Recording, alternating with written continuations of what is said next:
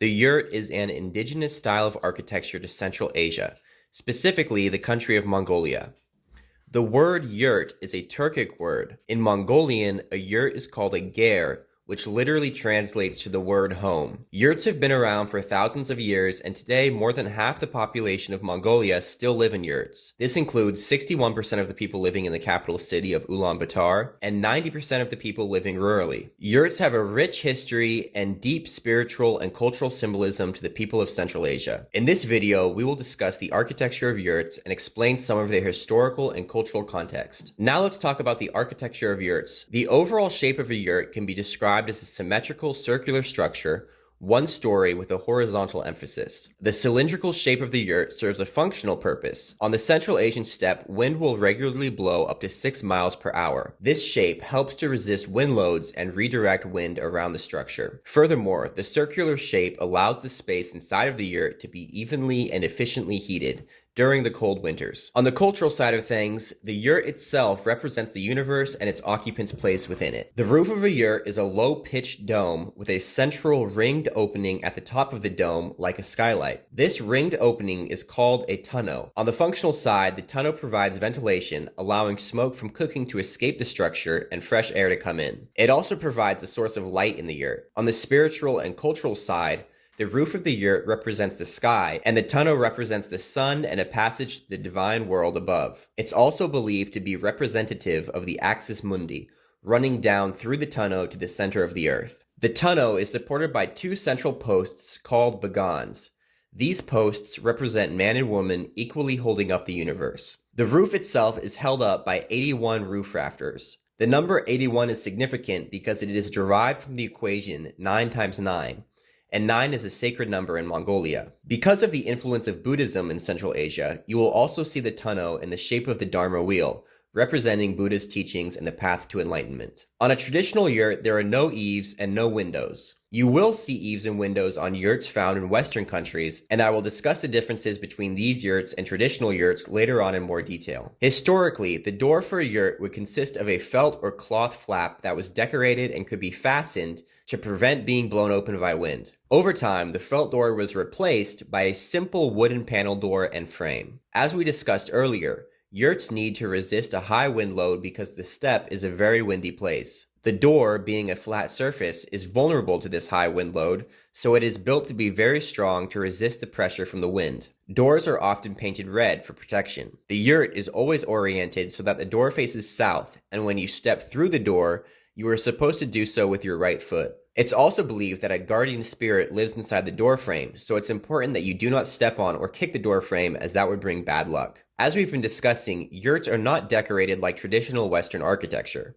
Rather, different elements of the yurt are given specific cultural and spiritual meaning, which in itself makes up the decoration of the yurt. Different colors are representative of different things. The white outside of the yurt represents purity, good luck, and nobility. Blue represents the eternal blue sky of Mongolia.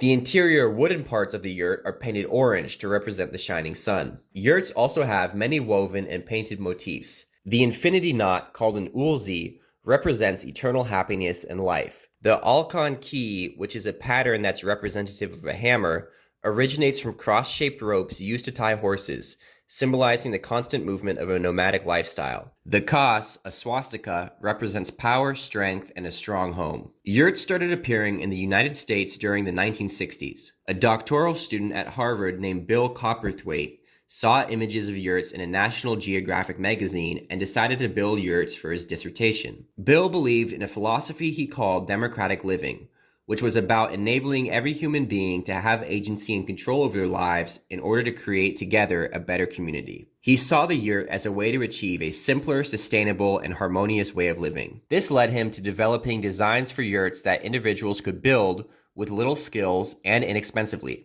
This was a way for individuals to have more autonomy in the creation of their shelters. Bill also started the Yurt Foundation and educated students on yurt design and his philosophy. Many of these students went on to make their own designs for yurts and start companies to build yurts for communities across the United States. On the West Coast in Oregon, a group called the Hodads were working on reforestation projects for the U.S. Forest Service and large landowners. The Hodads were in need of temporary shelters to live in while working on the reforestation projects. One Hodad, named Charlie Crawford, realized that the yurt would be the perfect shelter and began producing canvas yurts based on designs by Chuck Cox, who had been one of Bill's students at the Yurt Foundation. Former Hodads continued to build yurts, and one Hodad named Alan Baer started a company to sell fabric yurts. Alan Baer worked to perfect fabric yurt design and marketed his yurts locally and nationally. In 1993, Alan worked with the Oregon government to build yurts in state parks as a way to encourage year-round camping. Because of the success of yurt camping in Oregon, many other states across the U.S. have now incorporated yurts into their own state parks. Yurts in the West differ significantly from the traditional yurts of Central Asia. For starters, most Western yurts are designed to be permanent dwellings rather than temporary shelters connected to the nomadic lifestyle. Furthermore, for the structural elements, modern yurts use architectural fabrics, steel aircraft cable, and industrial insulators, rather than the traditional materials of felt and wood. There are also significant differences in the architecture of Western yurts. Western yurts will have windows in the yurt wall, and the central opening in the roof is often replaced with a skylight. The door to the yurt will also be a full-size door, like the one you would find on a house. The Western-style yurts also have a lot more of a vertical emphasis as opposed to the horizontal emphasis of traditional yurts. This is likely due to the different building techniques as well as the fact that Western yurts don't need to respond to the same environmental factors that traditional yurts do,